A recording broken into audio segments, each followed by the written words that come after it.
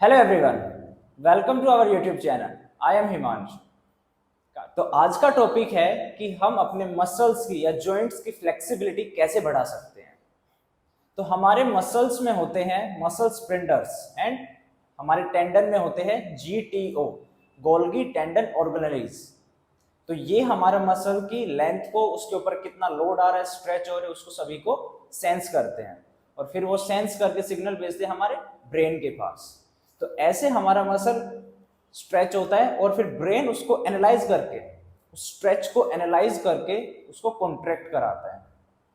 तो ऐसे हमारे मसल और ब्रेन आपस में वर्क करता है।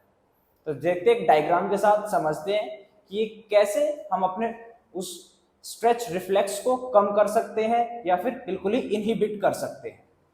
देखते हैं, तो एक डायग्राम बनाते हैं जिससे समझने की कोशिश करेंगे कि हमारा मसल और ब्रेन कैसे आपस में वर्क करता है। फॉर एग्जाम्पल, ये हमारी एक बोन है और ये हमारी दूसरी बोन है।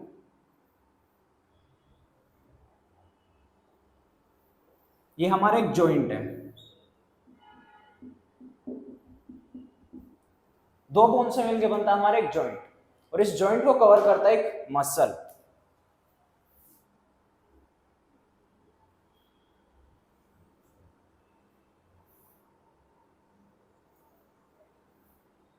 ये हमारा मसल,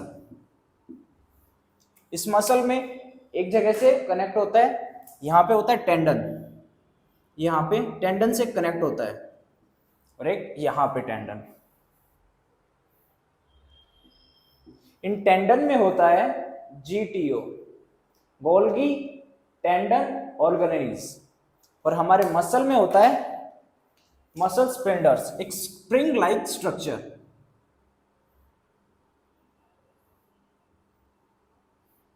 तो ये मसल स्प्रिंडर है, ये सेंस करता है हमारे मसल बेली की लेंथ, कि अब ये लेंथ बड़ी हो रही है या फिर छोटी हो रही है। और जो जीटीओ है ये सेंस करते हैं कि इस टेंडन के ऊपर कितना स्ट्रेच आ रहा है, कि ये एक बोन अगर दूसरी बोन से दूर जाएगी या फिर ये कोई भी मूवमेंट प्रोड्यूस कराएगी। अगर ये बोन है, ये बोन नीचे की तरफ जाएगी तो ये पूरा जो मसल है वो स्ट्रेच होगा। फॉर एग्जाम्पल, ये एक जॉइंट है हमारा, अगर इस जॉइंट पे हम कोई भी मूवमेंट कराते हैं या अंदर की साइड लेके जाएंगे या फिर बाहर की साइड, तो मसल बेली पूरी स्ट्रेच होगी। जो मसल बेली स्ट्रेच होगी तो हमारा मसल स्प्रिंडर वर्क करेगा, वहां पे वो सेंस करेगा कि मसल की लेंथ बड़ी हो रही है। और जो ये टेंडन के साथ कनेक्ट है वो सेंस करेंगे कि उस मसल के ऊपर लोड आ रहा है, वो स्ट्रेच हो रहा है, टेंडन के ऊपर लोड आ रहा है। तो ये दोनों सेंस करते हैं कि मसल की लेंथ लंबी हो रही है, बड़ी हो रही है। तो फिर ये दोनों क्या करते हैं, ये हमारे सीएनएस को, हमारे ब्रेन को सिग्नल भेजते हैं कि मसल की लेंथ बड़ी हो रही है। तो अब देखते हैं कि सीएनएस कैसे वर्क करता है। फॉर एग्जाम्पल, ये हमारा ब्रेन है,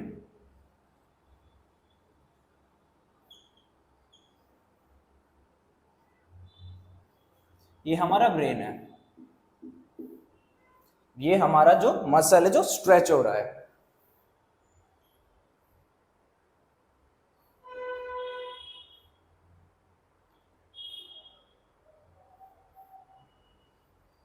ये जॉइंट है, ये इसके ऊपर मसल है।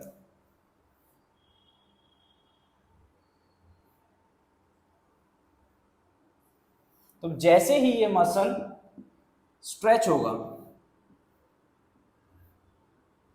जैसे ये मसल स्ट्रेच आउट होगा, साइज बढ़ेगा इसका, वैसे ही हमारे यहां से जीटीओ और हमारे मसल स्प्रिंडर्स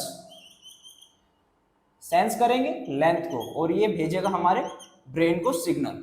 फिर ब्रेन उसको एनालाइज करेगा, यहां पे सिग्नल आया, ब्रेन ने एनालाइज किया कि अब मसल की लेंथ बड़ी हो रही है। अगर वो जरूरत से ज्यादा बड़ी हो जाती है तो मसल टीयर भी हो सकता है। तो फिर ब्रेन उसको ऐसे डेंजर सेंस करता है कि डेंजर है हमारे मसल के ऊपर, मसल टीयर हो सकता है, तो दोबारा से उसके ऊपर कॉन्ट्रैक्ट कराने का मैसेज भेजेगा यहाँ से। या ब्रेन ने एनालाइज किया, फिर यहाँ से मैसेज भेजा उसी टेंडन के ऊपर और मसल स्प्रिंडर के पास कि अब मसल को कॉन्ट्रैक्ट कराओ। तो आप लोगों ने नोटिस भी किया होगा कि अगर किसी पर्सन की फ्लेक्सिबिलिटी कम है तो वो अगर उसको स्ट्रेच कराते तो वो मसल कांपता है, उसका पूरी बॉडी शिवर करती है। क्यों करती है? क्योंकि ब्रेन मैसेज को एनालाइज करके उसको कॉन्ट्रैक्ट कराता है, तो इसलिए वो कांपती है बॉडी।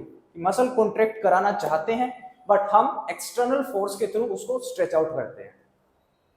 तो ये होता है पूरा एक्शन पोटेंशियल, कि हमने जो सिग्नल भेजा फिर ब्रेन ने एनालाइज किया, उसको वापस से सिग्नल भेजा कि अब उसको कॉन्ट्रैक्ट कराओ।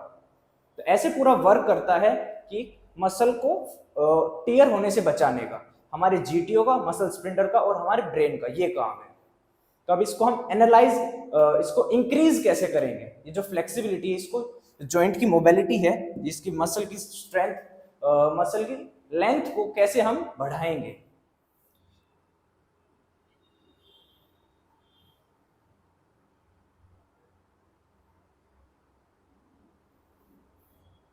ये हमारा जॉइंट और इसके ऊपर है मसल।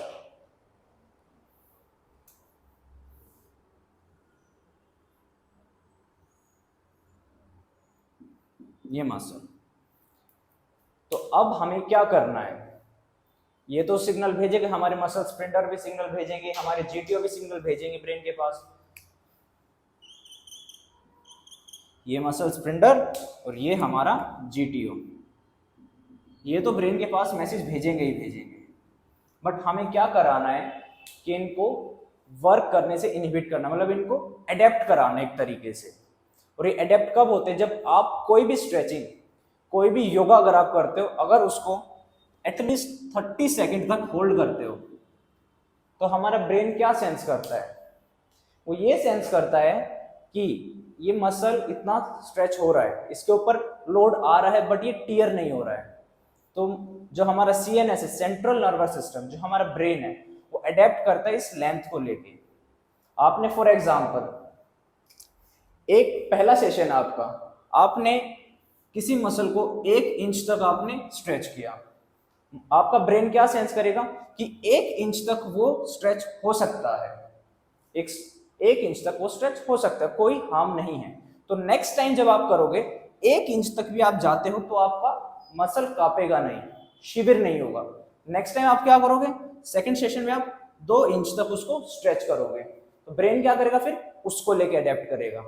बट अगर आप कोई भी स्ट्रेचिंग करते हो, कोई भी योगा पोज करते हो, चाहे आप चक्रासन करते हो, ताड़ासन करते हो, कोई भी आसन आप करते हो, एटलीस्ट आपको 30 सेकंड तक होल्ड कराना है, क्योंकि 30 सेकंड के बाद ही जीटीओ अपना एडेप्ट होना स्टार्ट होता है, जीटीओ एंड मसल स्प्रिंटर्स, कि हाँ ठीक है, इतना मसल स्ट्रेच हो रहा है, इसके ऊपर वर्क आ रहा है, बट मसल टीयर नहीं होगा। तो एटलीस्ट अगर आप कोई भी स्ट्रेचिंग करते हो, उसको 10 सेकंड 15 सेकंड तक ना छोड़े, उसको एटलीस्ट 30 सेकंड तक तो लेके जाए। तो ऐसे हम अपने जॉइंट की, अपने मसल की फ्लेक्सिबिलिटी बढ़ा सकते हैं। कैसे? कि हम अपने मसल स्प्रिंटर एंड हमारे जीटीओ, गोल्गी टेंडन ऑर्गेनाइज, इनको सेंस कराए कि ये मसल इतना स्ट्रेच हो सकता है, अब ये टीयर नहीं होगा, वो अडेप्ट करेंगे इसको लेके। हमारा ब्रेन, हमारे मसल स्प्रिंटर्स और हमारे जीटीओ अडेप्ट होते हैं कब? After 30 seconds. एटलीस्ट 30 सेकेंड तो आपको उस मसल को स्ट्रेच कराना ही कराना है। 30 सेकेंड से नीचे अगर आप 10 सेकेंड 15 सेकेंड, वो अडेप्ट नहीं होगा। और अगर वो आप शिविर कर रहे हो तो कोई बात नहीं, घबराने की बात नहीं है, आपका मसल कांप रहा है, कोई बात नहीं, आपका ब्रेन उसको कॉन्ट्रैक्ट कराने का सिग्नल भेज रहा है, इसलिए वो मसल कांप रहा है। तो ऐसा नहीं कि अगर वो कांप रहा है तो उसको तुरंत हटा देंगे, उसको स्ट्रेचिंग नहीं कराएंगे, स्ट्रेचिंग करानी है, तभी आपका मसल एडेप्ट होगा, आपका सीएनएस एडेप्ट होगा और जॉइंट आपका फ्लेक्सिबल होगा। तो आप कोई भी स्ट्रेचिंग एक्सरसाइज करें, कोई भी योगा करें, एटलीस्ट कम से कम 30 सेकेंड तो उसको होल्ड कराएं। तो ये थी हमारी आज की वीडियो कि आप अपने मसल को, अपने जॉइंट्स को कैसे फ्लेक्सिबल बना सकते हो। कैसी लगी हमारी वीडियो? कमेंट करके जरूर बताएं, लाइक करें अगर कुछ नया पता चला हो, कोई भी फैक्ट अगर आपको नया पता चला तो प्लीज लाइक करें हमें वीडियो को और सब्सक्राइब करें हमारे चैनल को। Thank you.